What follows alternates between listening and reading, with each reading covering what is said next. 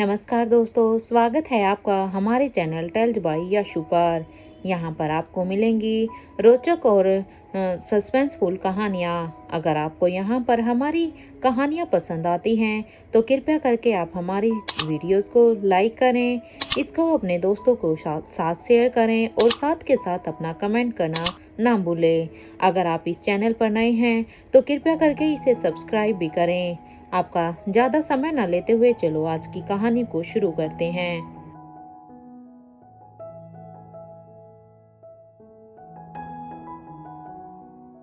पीहू आज दिन भर एंजॉय करके इतना थक गई थी कि उसकी गहरी नींद घर आने पर भी नहीं खुली थी। उसे बड़े ही प्यार और सावधानी से आदित्य उठाकर मेंशन के अंदर आ रहा था। नेहा भी उसके साथ चल रही थी, पर फिर उन दोनों ने देखा कि लिविंग रूम में राजीव और निर्मला बैठे थे। उन्हें देखते ही नेहा ने आदित्य से पीहू को लेने की बात कही। वो नहीं चाहती थी कि पीहू को आदित्य की गोदी में देखकर निर्मला आंटी को जरा भी बुरा लगे। नेहा पीहू को आदित्य की गोद से लेना ही चाहती थी कि तभी आदित्य ने मरियम से कहा, आंटी इसे ऊपर सुला दीजिए। इतना कहकर आदित्य ने बहुत ही केयरफुली पीहू को मरियम की गोद में दे दिया। पीहू को अपनी गोद में संभालते ही मरियम ऊपर की तरफ चल दी। जाते जाते मरियम ने नेहा को ऐसे देखा जैसे उसकी आंखें कुछ कहना चाहती हो। नेहा भी समझ गई थी कि आंटी उससे क्या कहना चाहती थी, इसलिए वो खुद भी यहाँ निर्मला के सामने ज्यादा देर तक रुकना नहीं चाहती थी। लेकिन उसे नहीं पता था कि आदित्य उसे जानबूझकर यहाँ से जाने नहीं देगा। वो जानती थी कि वो चाहे जितना भी चाहे आदित्य की मर्जी के बगैर वहां से नहीं जा सकती थी। वो बस शांति से वहां खड़े होकर सिर्फ यही प्रे कर रही थी कि आज कुछ ऐसा न हो जाए जो नहीं होना चाहिए। निर्मला ने नेहा के साथ जो कुछ भी किया था उन सबको बहुत देर के लिए साइड करके नेहा उन्हें देखकर हंसने की कोशिश कर रही थी। हमारे बीच जो कुछ भी हुआ हो तो है तो ये आदित्य की ही मोम ही।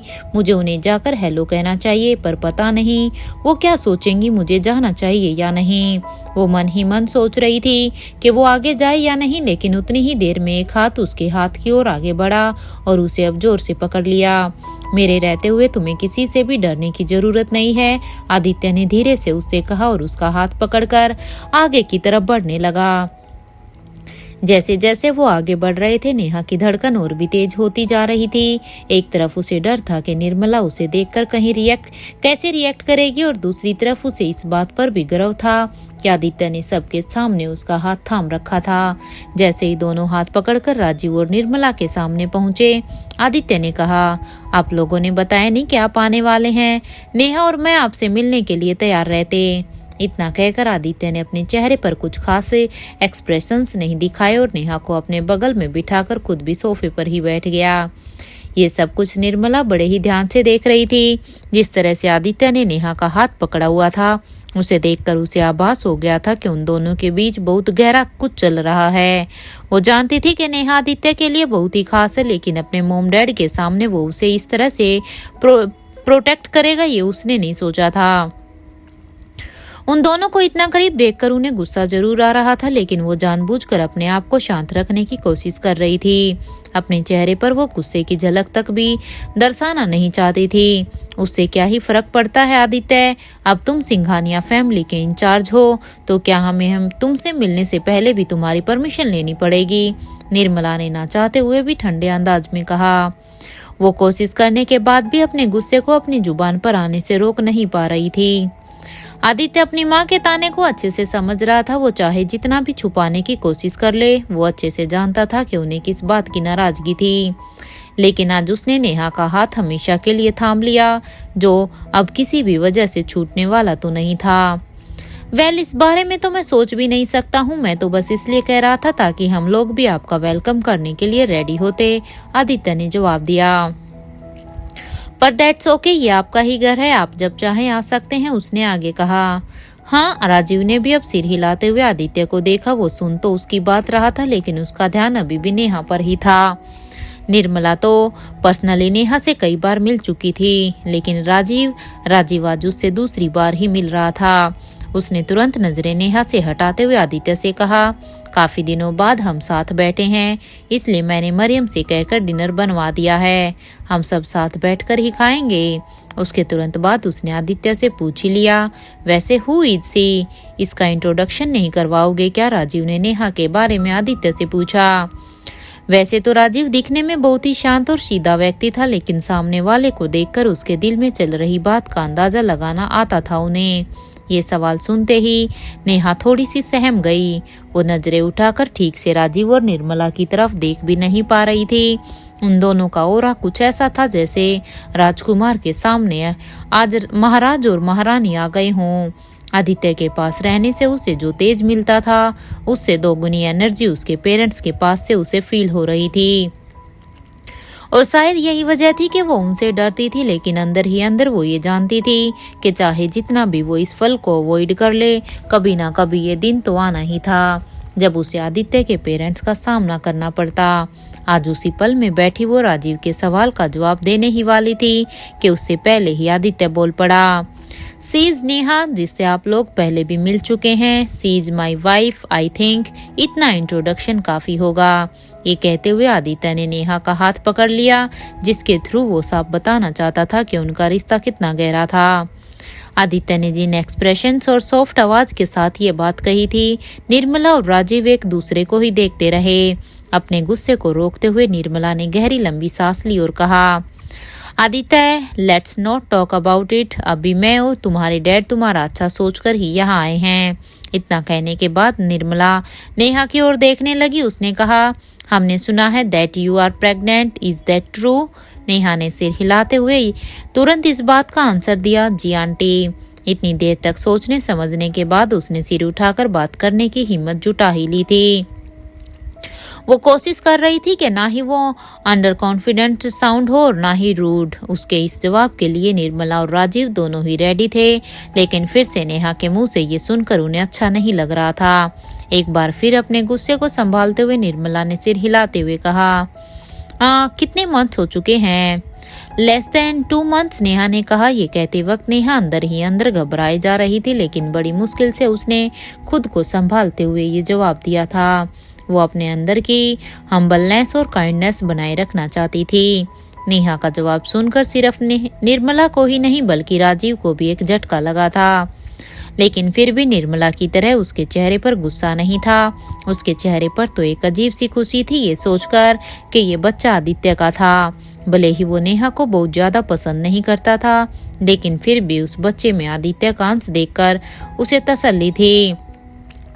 एक तरफ राजीव था जो बिल्कुल शांत बैठा था, वहीं दूसरी तरफ निर्मला थी जिसकी बेचैनी कम होने का नाम ही नहीं ले रही थी। वो जैसे ही नेहा से कुछ पूछना चाहती थी, उसे अब आदित्य ने टोकते हुए कहा, मुझे लगता है डिनर रेडी हो चुका होगा मोम। पहले तो आप आंटी के साथ लगी रहती थी, आज आपको देखना नहीं है कि डिनर में क्या बन रहा है? मुझे लगता है आपको जाकर उन्हें सुपरवाइज करना चाहिए। आदित्य की इस बात को सुनकर निर्मला समझ गई थी कि वो क्या करने की कोशिश कर रहा था। जानबूझकर नेहा को कवर करने की उसकी ये कोशिश सबकी नजर में आ चुकी थी, लेकिन निर्मला भी इतनी सीधी नहीं थी। उसने आदित्य को बोल ही दिया, हाँ मुझे समझ आ रहा है Aditya, how are you trying to protect her? उसकी इस बात ने अचानक से पूरा माहौल ही बदल दिया था। नेहा का दिल तो अब जैसे थम सा गया था। वो कुछ समझ नहीं पा रही थी कि इस बात पर आदित्य कैसे रिस्पॉन्ड करेगा। वो बस सहमी हुई आंखों से आदित्य की तरफ देखे जा रही थी और मन ही मन ये प्रे कर रही थी कि वो कुछ ऐसा ना बोल दे जिससे बात और भी बिगड़ जाए। दूसरी तरफ आदित्य के चेहरे पर जरा भी सिकन नजर नहीं आ रही थी। That's my duty mom, Aditya ने बड़े ही हल्के अंदाज में बहुत भारी बात कह दी थी। अपने बेटे को उसकी वाइफ का साइड लेता हुआ देखकर कोई भी माँ खुश नहीं होगी, और इसलिए निर्मला का गुस्सा भी बस बढ़ता ही जा रहा था। वो जानती थी कि अगर वो गुस्सा हो भी गई तो उसका भी कोई फायदा नहीं होने वाला था। वो खुद को संभालते हुए कुछ कहना ही चाहती थी, लेकिन आदित्य और कुछ सुनने के मूड में नहीं था। मॉम, नेहा काफी थक गई है, उसे रेस्ट की जरूरत है, मैं उसे ऊपर लेकर जा रहा हूँ, आदित्य ने कहा और नेहा का हाथ पकड़कर खड़ा हो गया। उसने जानबूझकर निर्मला को ऐसे समय पर रोका जब वो कुछ भी ना कह पाए। वो निर्मला के चेहरे पर डिसअपॉइंटमेंट देख पा रहा था, लेकिन उसने उसे पूरी तरह से इग्नोर करते हुए नेहा के साथ खुद को भी सीढ़ियों की तरफ मोड़ लिया। नेहा जानती थी कि इस हरकत के बाद निर्मला के मन में उसके लिए नफरत और भी बढ़ जाएगी। उसे आदित्य का किया हुआ वो वादा याद आ रहा था जब उसने नेहा को प्रोटेक्ट करने की बात कही थी। आज उस वादे को सही मायने में उसने पूरा किया था। ये देखकर नेहा का दिल अब भर आया था। वो जानती थी शायद इसके बाद उसके लिए मुश्किलें और भी बढ़ जाएंगी, लेकिन फिर भी आदित्य का हाथ पकड़े हुए उसे किसी भी बात का डर नहीं लग रहा था। वो खुद भी आदित्य से कुछ कहना चाहती थी, लेकिन आदित्य का ध्यान सिर्फ उसे ऊपर ले जाने पर था। सीढ़ियों पर संभाल कर ले जाने के बाद आदित्य ने नेहा को कमर से पकड़ रखा था, जिसे निर्मला और राजीव दोनों अपनी आंखों से देख रहे थे। इस बात में अब कोई भी शक नहीं था कि वो दोनों एक दूसरे के कितने ही करीब थे। नेहा आदित्य का सहारा लेकर ऊपर बढ़ तो रही थी, लेकिन उसे ऐसा लग रहा था जैसे दो आंखें पीछे से उसे ही देखे जा रही थी। ऊपर जाते ही आदित्य ने धीरे से उसे कमरे की तरफ मोड़ा और अंदर ले जाकर उसे कमरे में लेटा दिया।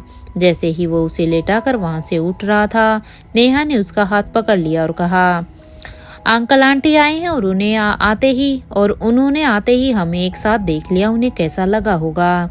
आई नो मेरा इंप्रेशन उनकी नज़रों में बहुत ही खराब है। उसके चेहरे पर चिंता देखकर आदित्य को भी अच्छा नहीं लग रहा था। वो चाहे जितना भी स्ट्रिक्ट बन जाए, लेकिन वो अच्छे से समझता था कि उसके मन में किस बात का डर होगा। मुझे पता है तुम किस बात से परेशान हो, पर तुम्हें किसी भी बात की फिक्र करने की जरूरत नहीं है। ये सब कुछ तुम मुझ पर छोड़ दो। You are my wife and no one can change that, Aditya ने कहा। और इस रिश्ते से तुम सिंघानिया फैमिली की बहू हो। फिर कोई चाहे या ना चाहे, मेरे लिए तो यही सच है, उसने पूरे विश्वास के साथ कहा। न जाने क्यों आदित्य की ये बात सुनकर नेहा का बेचैन दिल थोड़ा सा शांत हो गया था। जिस तसल्ली की इस वक्त उसे जरूरत थी, वो उसे फिलहाल के लिए मिल चुकी थी।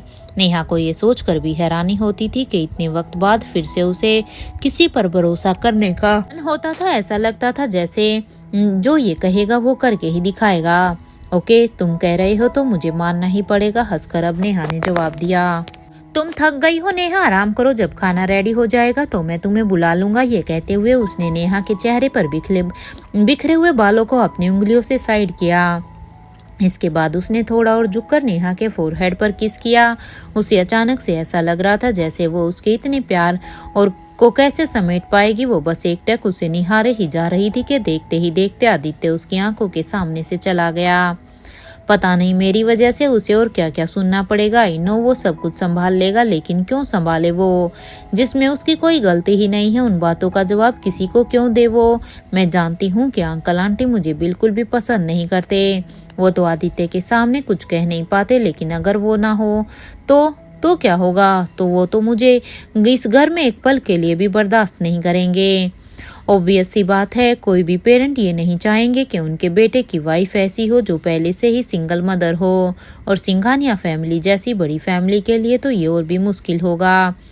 नेहा लेटी हुई मन ही मन सोच रही थी। उसे रह रहकर इस बात का अफसोस हो रहा था कि आदित्य को अपने डिसीजन की वजह से बहुत कुछ सहना पड़ा, शायद और अकेले भी। उसी वक्त आदित्य अब नीचे लिविंग रूम में वापस पहुंच चुका था। उसके मॉम डैड वहीं पर ही बैठे थे जहां वो थे। उनके एक्सप्रेशन देखकर साफ लग रहा था कि वो कुछ खास खुश नहीं थे। निर्मला ने इसे एक ऑकवर्ड माहौल में धीरे से खासकर बोलना शुरू किया। Aditya, I am your mother. मुझे सच सच बताओ, क्या नेहा के पेट में पल रहा बच्चा सच में तुम्हारा है? अपनी माँ से ये सवाल सुनकर आदित्य को ज्यादा हैरानी नहीं हो रही थी। कहीं ना कहीं वो जानता था कि उससे ये सवाल होगा ही होगा, लेकिन इसका मतलब ये बिल्कुल भी नहीं था कि वो इसका जवाब खुशी खुशी देगा। Mom, what kind of a question is this? अगर वो मेरा नहीं होगा तो किसका होगा? आदित्य ने अब चिढ़ते हुए कहा। उसकी तेज आवाज सुनकर एक पल के लिए निर्मला को एहसास हो गया था कि उसने कुछ गलत कह दिया था, लेकिन अपने गुस्से और चिंता में वो खुद को रोक ही नहीं पाई। आदित्य का सीधा जवाब सुनने के बाद तो वो अब अंदर ही अंदर और भी निराश हो गई थी। निर्मला से ये देखा नहीं जा रहा था कि उसका जो बेटा ऐसे मसलों पर बात करना पसंद नहीं करता था, शादी और बच्चे जैसे ख्यालों से भी दूर भागता था। आज वो खुल के उसे एक्सेप्ट कर रहा था, बिना किसी शर्म के कह रहा था नेहा के पेट में कि उसका ही अंश है। ऐसी कई बातें निर्मला को बहुत ही परेशान कर रही थी, लेकिन उसके पास अपने गुस्से को संभालने के अलावा और कोई रास्ता नहीं था। उसने अब एक गहरी सांस लेते हुए कहा, आदित्य, तुम जानते भी हो उसका पास्ट? तुम्हें पता है वो किस फैमिली से आती है? उसके साथ क्या हुआ था? Do you know all this? ये पूछते वक्त निर्मला की आवाज में जो पेन था, उससे उसकी ममता साफ दिखाई दे रही थी। वो भले ही नेहा के अगेंस्ट खड़ी थी, लेकिन वो सिर्फ अपने बेटे की भलाई और इस खानदान की इज्जत बनाए रखना चाहती थी। लेकिन आदित्य को इन बातों से जरा भी फर्क नहीं पड़ रहा था। मॉम, ना तो मुझे ये सारी बातें जाननी है और ना ही मुझे इनसे कोई फर्क पड़ता है, आदित्य ने ठंडे अंदाज में कहा, जिसे सुनते ही निर्मला और भी परेशान हो गई। राजीव भी अपने बेटे को रोकना चाहता था, लेकिन निर्मला के होते हुए वो कुछ ज्यादा बोलना नहीं चाहता था। आदित्य, तुम जानते भी हो, what are you saying, Nirmala ने गुस्से में कहा और वो फिर शांत हो गई। कुछ देर के लिए सब चुपचाप हो चुके थे, कोई कुछ भी नहीं कह रहा था, इसलिए निर्मला ने भी अब एक गहरी सांस लेते हुए खुद को शांत करने की कोशिश की। कुछ सोचते हुए वो बोली, सी, तुम लोग इतने दिनों से साथ रह रहे हो, जो भी मुझे बिल्कुल भी पसंद नहीं था। मैं हमेशा से चाहती थी कि तुम लोग अलग हो जाओ, but now that she is pregnant, मैं तो कुछ बोल भी नहीं सकती। आदित्य के कानों में ये बात जरूर पड़ रही थी, लेकिन वो इतना डिसइंटरेस्टेड था कि अपनी मोम की तरफ देख भी नहीं रहा था। आदित्य, तुम ये मत भूलो कि तुम कौन हो। आदित्य सिंघानिया इमोशनल हो सकता है पर बेवकूफ नहीं। माना कि वो किसी छोटी मोटी फैमिली से नहीं बल्कि त्रिपाठी फैमिली से बिलोंग करती है, लेकिन क्या तुम जानते हो कि उसने अपनी फैमिली को क्यों छोड़ा? अरे, मैंने तो सुना है कि कुछ साल पहले बिना शादी के प्रेग्नेंट हो जाने की वजह से उसके डैड दिनेश त्रिपाठी ने भी उसे घर से निकाल दिया, उससे सारे रिश्ते तोड़ दिए। वो बच्चा जो उसके साथ है वो पता नहीं किसकी। इतना कहते ही निर्मला ने खुद को रोक लिया। वो जो कह रही थी वो मिसेस सिंघानिया के स्टैंडर्ड को शोभा नहीं देता था। वो खुद भी ये जानती थी, इसलिए बिना बात पूरी किए ही वो शांत हो गई। लेकिन सबको पता था कि निर्मला जो कहना चाहती थी उसके पीछे एक माँ का दर्द छुपा हुआ था। राजीव आदित्य के एक्सप्रेशंस देखकर तुरंत समझ गया था कि आदित्य को अपनी माँ की बातें अब चुभ गई थी, इसलिए उसने तुरंत इस बात को कवर करते हुए कहा, आदित्य, सी इज वरीड अबाउट यू। अरे, वो माँ है तुम्हारी, तुम भी तो जानते हो कि वो जो कह रही है वो सच है। डैड, आदित्य ने अब परेशान होते हुए कहा। वो अब इस बारे में और बात नहीं करना चाहता था, लेकिन उसके मोम डैड रुकने का नाम नहीं ले रहे थे। उन्होंने तो जैसे आज सोच ही लिया था कि आदित्य को अपनी तरफ से समझा कर ही रहेंगे। वाई डोंट यू अंडरस्टैंड कि हमारी सिंघानिया फैमिली एक ऑर्डिनरी फैमिली नहीं है, इसलिए अच्छा यही होगा कि तुम नेहा के बारे में ज्यादा सोचना छोड़ दो। राजीव की इस बात को सुनकर अब आदित्य की भौहें अपने आप ही तन गई थी। आज तक तो उसने सिर्फ अपनी मोम की बातें सुनी थी, आज पहली बार इस मसले में उसके डैड बोल रहे थे। उसे समझ नहीं आ रहा था कि एग्जैक्टली क्या कहना चाहते थे, इसलिए उसने अपने डैड की तरफ मुड़कर बड़े ही सीरियसनेस के साथ पूछा, डैड, आप कहना क्या चाहते हैं? ये सुनने के बाद अब राजीव एक पल तो हिचकिचाया, पर अब उसने हिम्मत करके बोल ही दिया, इन माई ओपिनियन, नेहा जिस बच्चे के साथ प्रेग्नेंट है तो वो हमारा ही खून। सर्कमस्टांसिस चाहे जो भी रहे हों, उस बच्चे में सिंघानिया परिवार का अंश है जिसे हम चाहकर भी भूल नहीं सकते। He will be our first grandson. पर मुझे ये भी लगता है कि नेहा वो लड़की नहीं है जिसे सिंघानिया परिवार एक्सेप्ट कर सके। सी इज नॉट द वन जिसे हम अपनी बहू के रूप में एक्सेप्ट करें। इतना कहकर अब वो चुप हो गया। आदित्य को उसकी बातें और भी ज्यादा कंफ्यूजिंग लग रही थी। एक तरफ तो वो होने वाले बेबी को एक्सेप्ट करने को तैयार थे और दूसरी तरफ उन्हें नेहा से प्रॉब्लम थी। तो वो एग्जैक्टली क्या कहना चाहते थे? डैड, साफ साफ बोलिए, आप कहना क्या चाहते हैं? आदित्य ने पूछा। मुझे लगता है कि तुम्हें बेबी के इस दुनिया में आने का वेट करना चाहिए। उसके बाद राजीव ने इतना कहकर सबको अपनी बातों का मतलब समझा दिया था। उसके डैड जो कहना चाहते थे उसके बारे में सोचते ही आदित्य का खून खोल उठा था, लेकिन आखिरकार वो अपने डैड से बात कर रहा था, इसलिए उसे अपनी टोन में एक सभ्यता बनाए रखनी थी। डैड, तो क्या आप ये कहना चाहते हैं कि मैं अपने बच्चे के इस दुनिया में आते ही नेहा को अपनी जिंदगी से निकाल दूं? ये कहते वक्त भी आदित्य का दिल अब तार तार हो गया था। इससे पहले कि आदित्य गुस्से में और कुछ कहे, निर्मला ने कहा, Aditya, don't be so emotional, थोड़ा ठंडे दिमाग से सोचो। तुम्हारे डैड ठीक ही कह रहे हैं। अगर बात सिर्फ नेहा की होती तब तो कोई दिक्कत नहीं थी, लेकिन अब इसमें हमारा ग्रैंड चाइल्ड भी इन्वॉल्व हो चुका है, इसलिए हमें इस मसले को बहुत ही केयरफुली हैंडल करना होगा। राजीव और निर्मला दोनों आदित्य के होने वाले बच्चे को अपनाने के लिए पूरे दिल से तैयार थे।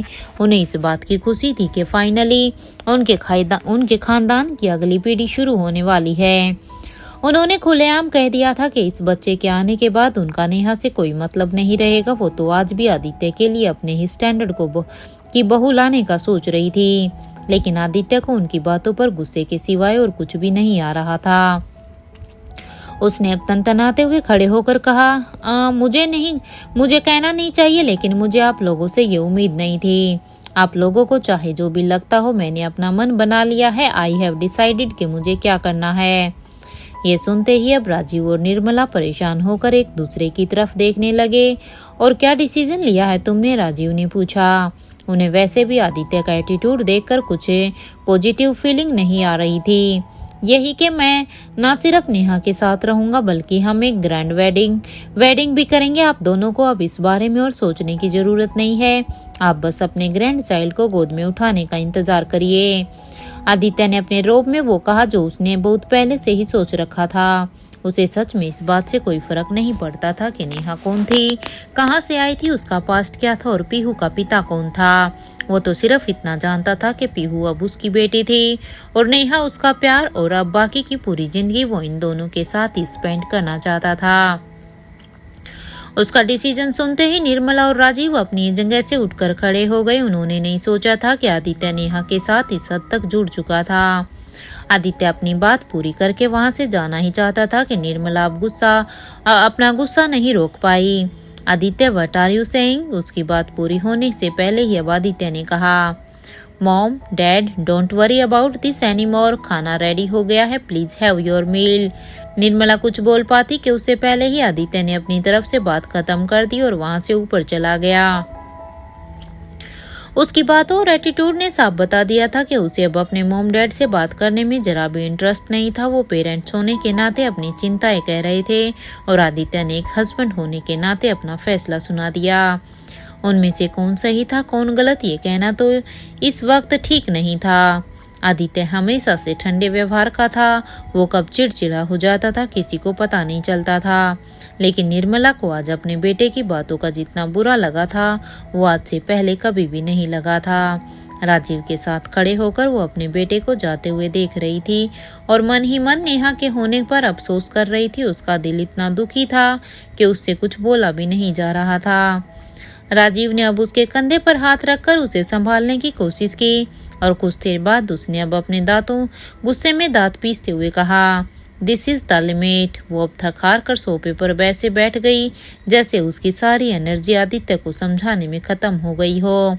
जिस तरह से माँ बेटे के बीच तमाशा हो रहा था, ये देखकर राजीव को तो बहुत ही गुस्सा आ रहा था।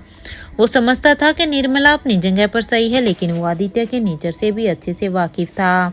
उसे पता था कि वो लोग जबरदस्ती उससे कुछ भी नहीं करवा सकते थे। Don't strain your self too much. जो कुछ हो गया है उसे हम चेंज नहीं कर सकते हैं। You know your son very well. इसलिए इतना एंग्जियस होने पर तुम कुछ भी नहीं कर सकती हो।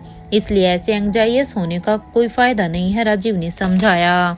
राजीव अलग अलग तरह से निर्मला को समझाने की कोशिश कर रहा था, लेकिन निर्मला के दिल का पेन कम होने का नाम नहीं ले रहा था। वो जितना आदित्य को बोली हुई बात को याद कर रही थी उतनी बार बेचैन हो रही थी। उसे तो यकीन नहीं हो रहा था कि इतनी कोशिशों के बाद भी उसका हीरे जैसा बिलियनियर बेटा नहीं बल्कि एक साधारण और सिंगल मदर के साथ रहने का सोच रहा था। ये एहसास बार बार उसे और भी ज्यादा दयनीय महसूस करवा रहा था। कुछ देर बाद बड़ी मुश्किल से उसने खुद को संभालने की कोशिश की, जिसके बाद मरियम ने उन दोनों को खाने के लिए बुला लिया। जब आदित्य अपने पेरेंट्स के साथ बैठता था तो डाइनिंग टेबल की मेन सीट पर राजीव और उसके बगल में निर्मला बैठती थी, लेकिन आज राजीव ने निर्मला को अपनी जगह पर बैठाया था और खुद उसके बगल बैठ गया था।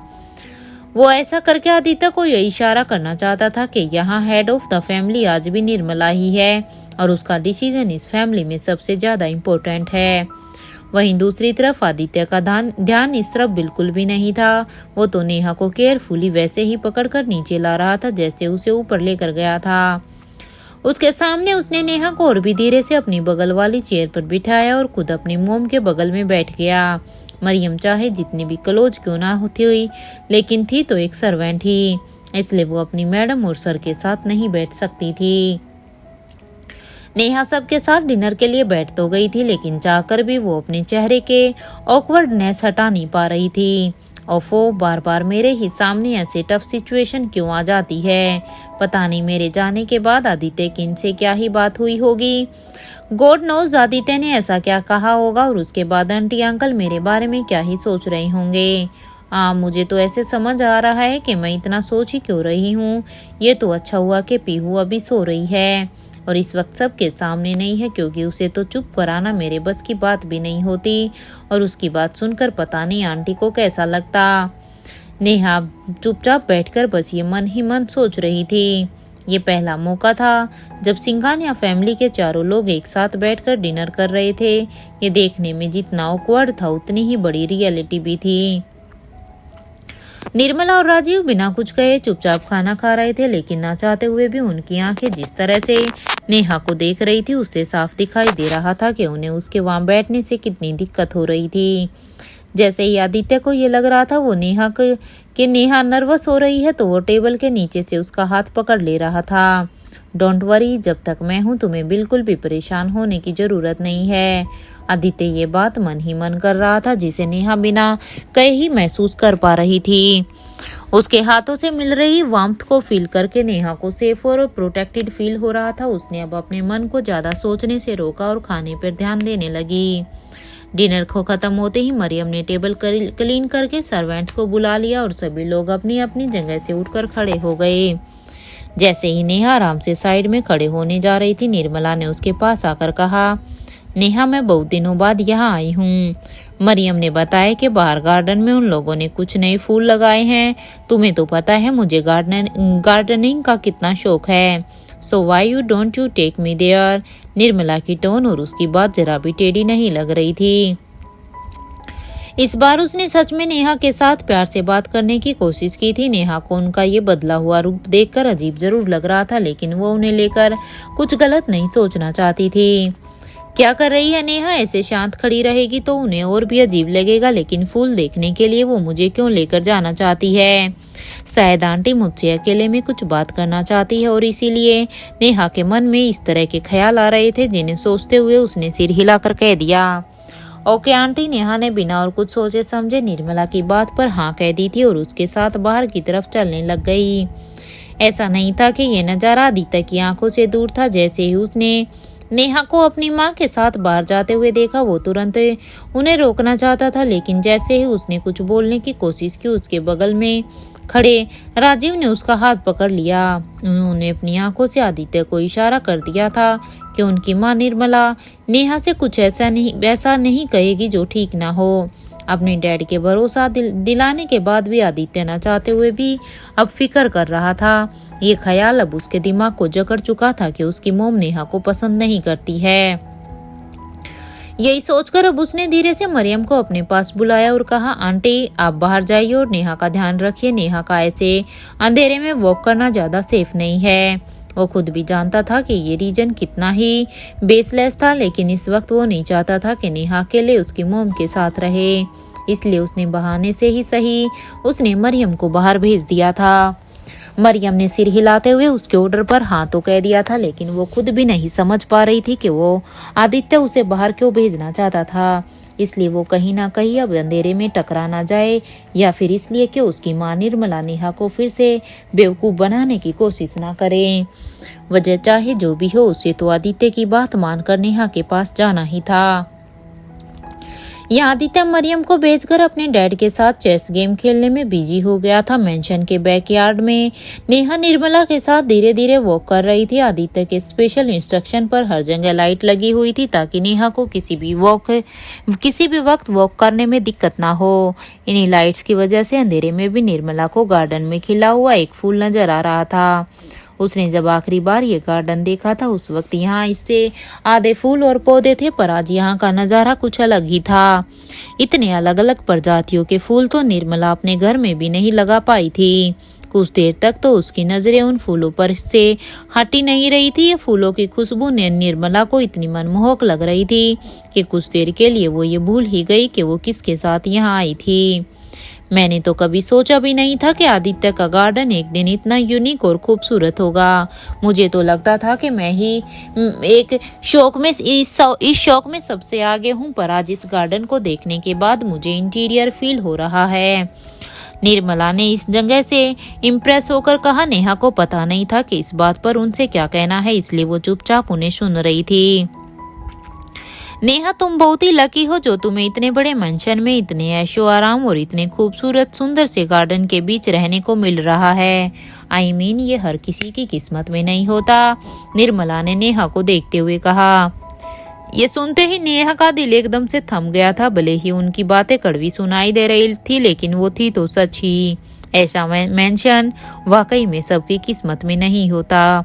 नेहा ने खुद को काम रखते हुए बड़ी शांति से कहा, आंटी आपको ऐसा क्यों लग रहा है कि आपका गार्डन इससे अलग है? ये आदित्य का घर है, उसका गार्डन है, तो ऑब्वियसली ये सब कुछ आपका ही है। आपको इनमें से जो भी फूल अच्छे लग रहे हैं आप बता दीजिए, हम वहाँ पर भिजवा देंगे। नेहा ने जिस सरलता के साथ ये कहा था वो ना चाहते हुए भी निर्मला को सेंसिबल लग रहा था। मुझे पता है that you are smart enough, तुम्हें सब कुछ समझ आ रहा है अच्छे से, तो इसलिए मुझे भी तुमसे साफ साफ बात कर लेनी चाहिए। हालांकि ये बात मैं तुमसे पहले भी कर चुकी हूँ, लेकिन अनफॉर्चुनेटली मुझे ये बात बार बार दोहराना पड़ता है, निर्मला ने कहा। नेहा समझ चुकी थी कि अब उसके सामने एक बार फिर से कठिन रास्ता आने वाला था। तुम भी ये बात अच्छे से जानती हो कि तुम आदित्य के लायक नहीं हो। भले ही ये बच्चा तुम्हारा और आदित्य का है, भले ही इसके पैदा होने के बाद उसके नाम के आगे सिंघानिया जुड़ जाएगा, लेकिन उसके बाद भी तुम कभी आदित्य की वाइफ की जगह नहीं ले पाओगी, निर्मला ने कहा। वो अच्छे से जानती थी कि उनके शब्द नेहा को बहुत ही हर्ट करने वाले थे, लेकिन एक माँ होने के नाते उसे ये सब कुछ समझाना उन्हें अपना फर्ज लग रहा था।